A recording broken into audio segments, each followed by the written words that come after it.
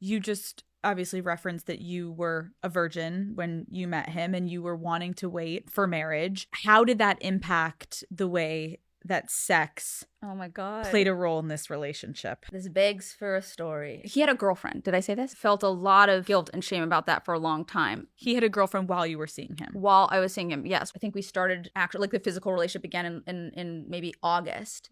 And by October, November, I was starting to feel like I can't do this anymore. Like it's too difficult to want something this bad, to feel this at the disposal of someone else's kind of whims and availabilities, and it's these half-hour pockets here and there, and like I just have to be at his every beck and call, and then when he calls and I'll go whatever, and it was just exhausting. It was exhausting. Once I say that, suddenly it's I'm gonna leave my girlfriend. So I rent us a room at the Sheraton Universal, and we go into the hotel room and he asks me for a blowjob, which I don't know what that is, because I was raised Mormon and because I was homeschooled, and I didn't fucking know. He explains to me what it is, and I'm like, well, that sounds kind of weird. I'm nervous to do this. He's like, I'll guide you through it, whatever. He does, and then he's like, I'm gonna come, and then it's squirts in my mouth, and I'm like, what was that? Something came out. I thought, did he pee in my mouth? What the fuck just happened? I did not know what cum was. He explains, and then that was my entry point into, a real form of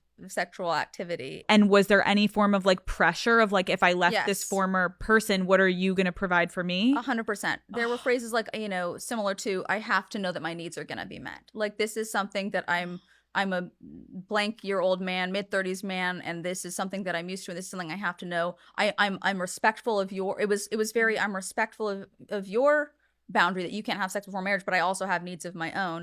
And I think that's something interesting to also explore, because it's not going to be this mustache twirly villain kind of way of saying like, get on your knees, bitch. Like, nobody's saying that, but there is a nuanced power dynamic at play, and things that can be said in discreet ways that are, Right. now I would know to read between the lines. Now I would know how to have that kind of conversation with somebody. At 18, I didn't.